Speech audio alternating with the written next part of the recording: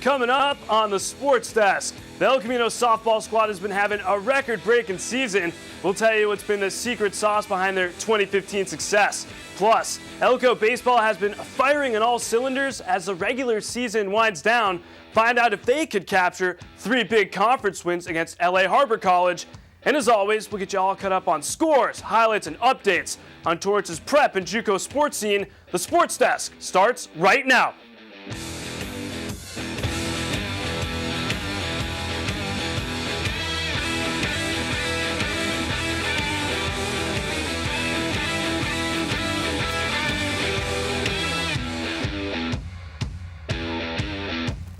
How's it going, Torrance? Welcome back to another week here on the Sports Desk. I'm your host, Collin Kushner. Remember, hit me up on Twitter. That's at Collin Kushner, using the hashtag #TheSportsDesk and hashtag BoomSauce.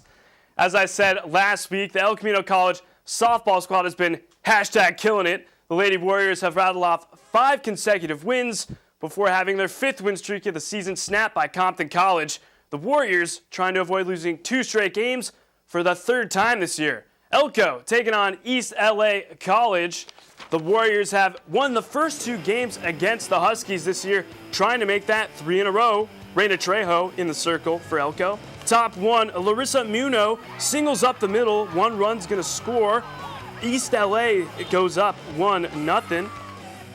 Same inning, 2 batters later, bases loaded for East LA. Trejo walks, Bianca Dios, Jocelyn Macias scores. The Huskies up 2-0. Elko allows 3 runs and 4 hits in the inning. Bottom of the 6th, East LA up by 3. Reina Trejo crushes this to right field. It's going to be an error on East LA, and she's going to come in and be safe at second. Gabby Fortiani comes in. Elko only down by 2. Bottom of the 7th, Arlene Alvarez goes down looking. The Huskies go on to down the Warriors 5-3.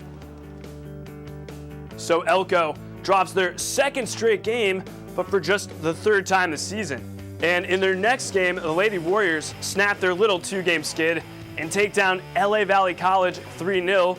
Sierra Gabriel with a gem in the circle, pitching 7 strong innings and a side of 4 strikeouts. The Warriors improved to 27-9 overall on the season. Now, when I think of teams or professional franchises that have had a rough go of it, I think of the Tampa Bay Rays, who in their first 10 years in the league only had 1 season of 70 or more wins. But then came the 2008 season, where the Rays came out of nowhere in their 11th season and had 90-plus wins and made it to the World Series. Talk about a complete 180. Just because you have a history of down years doesn't mean you won't be able to break the cycle. Tying this back to softball, the girls over at Elko have made steady improvements over the years. Since 2010, they have slowly increased their overall win totals. This brings us to now, where the ladies over at Elko are in the process of making some history. Leading off, the shortstop, number 3, Corey Garcia. El Camino College softball is making history. Yes, I said it. The Lady Warriors are in the process of having one of their best, if not their best season of all time. Now, over the years, they have had a pretty rough go of it. And for the first time in a very long time, they are dominating on the diamond under first-year head coach Jessica Raposa. It's been a dream come true. Honestly, I could not have asked for a better situation, and I just feel like I have inherited a group of really great kids and students that really want to work hard. Coach Raposa is absolutely right. Her team has been working extremely hard. 25-plus wins, more than half of those coming in conference play, 5 different win streaks, and their grocery list just goes on and on. When you compare Elko teams in the past to the 2015 squad, well, let's just say it's been a complete 360. We look back at our history, and I think the last time they made playoffs was in like 1980 or something like that. It's been a long time, so I think to be part of this team and to be making history like this, it's a really great accomplishment. It's definitely exciting, a change of pace from last year. It's just fun. It's a lot more fun being able to play to our potential and get things done, as a team. Excitement is brewing over at Elko, and when I asked what the recipe behind this year's success was, catcher Gabby Fortiani made it pretty clear. We really came together and played as a team, and I feel like that was our strongest asset. And while the concept of postseason play is something totally new, Coach Raposa has a pretty clear game plan as the regular season concludes. playoffs is very new to the girls, so it's pretty easy to keep them in check. We're just more focusing on game by game and trying to improve no matter who's on the other side, just trying to get better every day. That'll make us stronger, a stronger force to be reckoned with when we get to playoffs. Awesome, thanks. Switching over to prep softball now, the Torrance Tartars and some of the other Torrance schools didn't spend their spring break on the beaches of Cabo or somewhere tropical. Instead, they were back at it on the diamond at the Allen Dugard Woodbridge Classic at Bill Barber Park, my hometown of Irvine. The Tartars had their struggles early on in the tourney, losing their first 2 games, but were able to turn the tables with a 23-1 massacre of Barstow in Game 3. From there, the Tartars were clicking on all cylinders.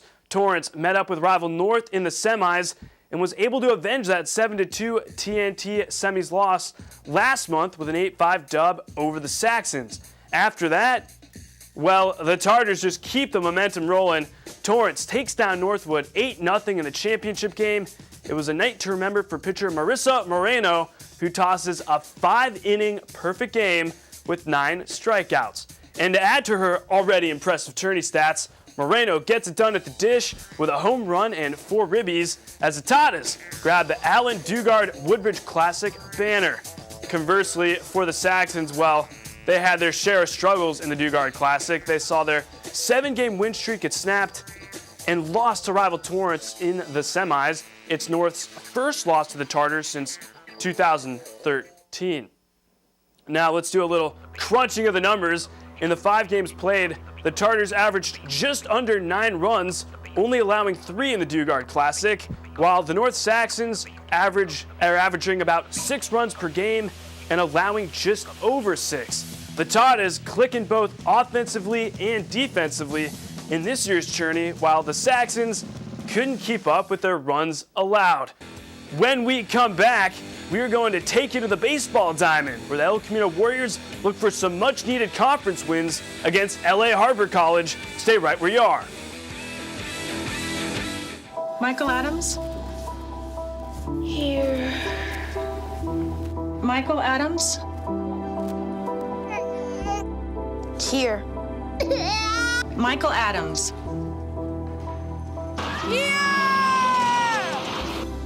Michael Adams.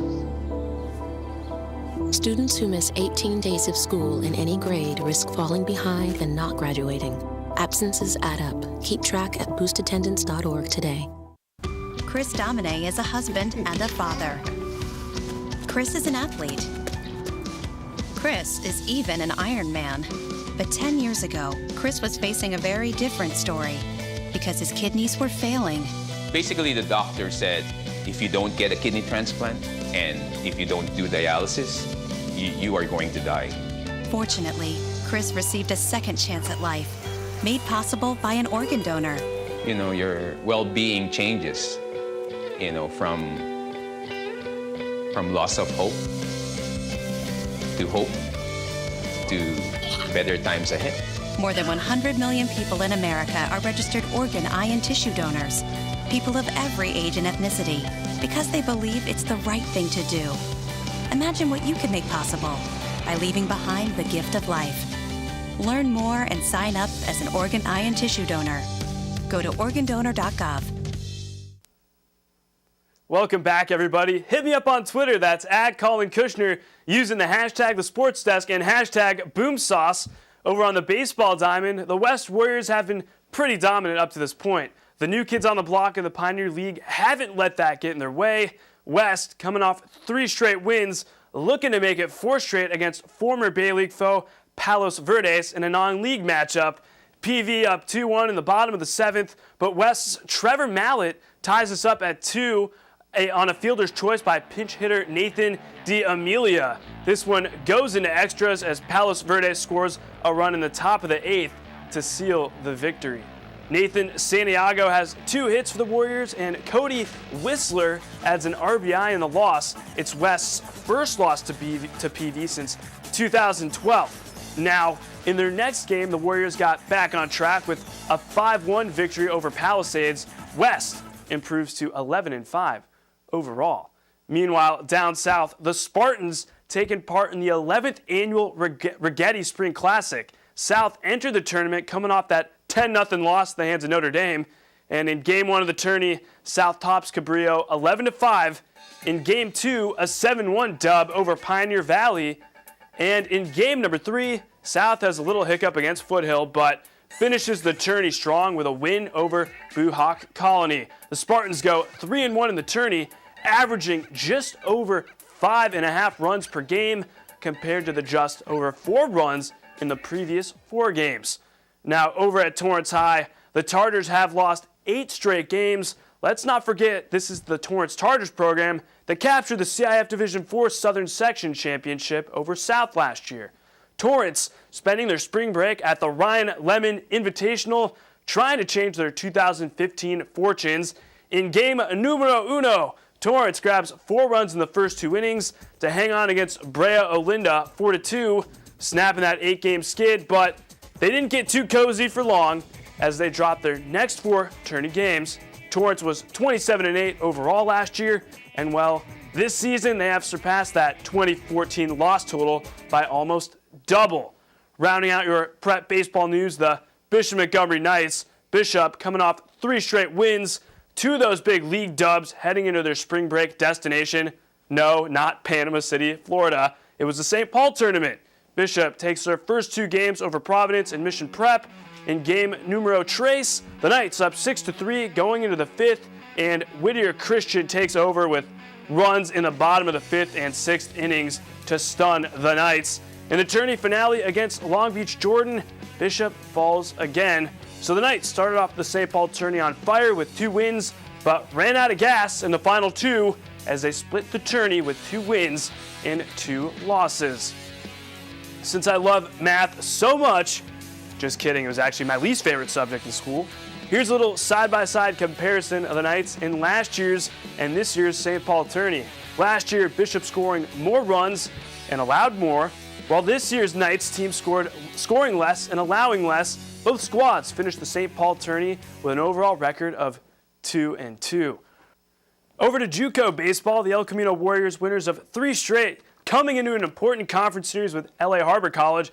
Elko won 2 of the 3 games in last year's series.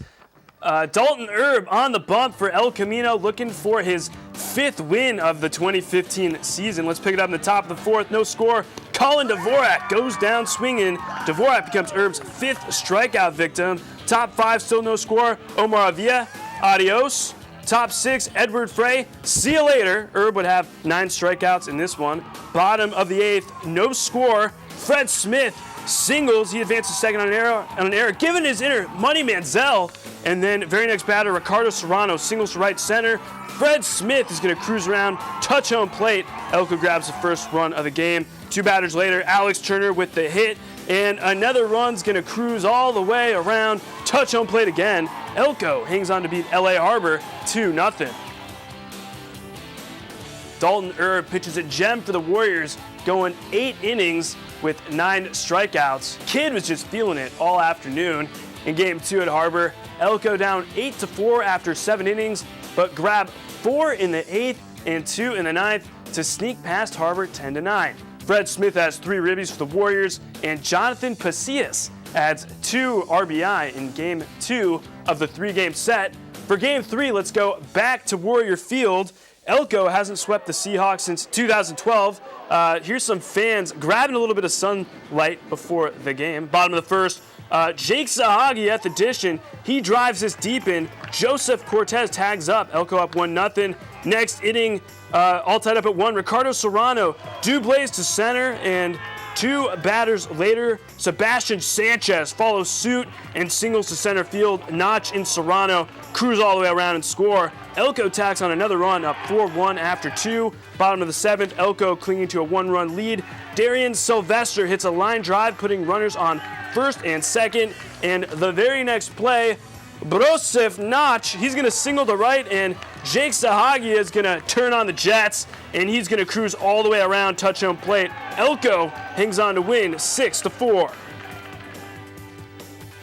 Brosef Notch goes 4 for 4 with an RBI, and Sebastian Sanchez adds 2 ribbies as well. Elko grabs their 2nd conference sweep of the season and their 1st of LA Harbor since 2012. the Warriors improved to 20-10 overall and 8-7 where it counts. You guessed it, conference play. So the Warriors have had success over Harbor in recent years. Last season they took the series 2-1.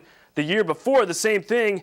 And in 2012, they actually swept the Seahawks. Elko has been cruising and grabbing a sweep over a conference opponent this late in the game. Well, let's just say it's never a bad thing. Kiana Martin has that story for you. Baseball season is officially in full swing here at El Camino College. And what better way to head into midseason than with a series of wins? Division rivals Los Angeles Harbor College took on Elko in a 3-game South Coast Conference series, ending in a total sweep for the Warriors. No matter what the records are, every year it's going to be a hard-fought series. They're gonna play as hard as they can. We're gonna play as hard as we can. So we just wanted to come out, get a sweep, and go into Cerritos. They're a good team, and they were 3 excellent games and really competitive and really emotional. And really, both of us we're fighting for the same thing. We're very, very happy to get the win today. They say good things come in threes, and also 3 strikes you're out. But this 3 means just a little more for El Camino College as they sweep LA Harbor College, and this lines them just up right in time for playoffs. Currently leading more than halfway into the season, sights are beginning to readjust as they focus on 2 big conference series ahead of them. All I know is it'd be nice to get 2 more threes, right, and then end into the playoffs. So depending on how they did today will be whether we're 1 back or 2. And so if we take care of business and do what we have to do, we'll be in playoffs and see where we go. The Warriors will finish off their regular season with a series against Cerritos, followed by East LA College, hopefully while continuing sweeping through to the playoffs. From El Camino College, I'm Kiana Martin, reporting for the Sports Desk. Thanks for that, Kiana. When we come back, we will get you all caught up on the rest of your prep and JUCO sports news. Stay right where you are. Something's not right. My first symptoms were constant tingling in my toes. My legs, sometimes they'll go numb. I had double vision. They said you have multiple sclerosis. Well, the beginning is the hardest time. Kind of had to get a grasp on reality. I had to adapt and change very rapidly. I had to learn how to drive with my hands. Yeah, that was interesting. I was a dancer. I don't see walking the way I walk any different than doing a dance. It just looks different. It's a different dance. You see me have an off day, it doesn't take away from who I am. A symptom may cause you not to be able to do that anymore. And at one point, I wasn't able to do any of those. But I would exercise every day. Since I've been cycling, it's definitely helped my walking. To make a lot of changes in my life and just adapt to it. I'm going to acknowledge its presence. I'm not going to discount it, but at the same time, I'm going to try my best to not let it stop me. It's a fantastic opportunity to be working together with a common goal of curing MS, and sharing is the key.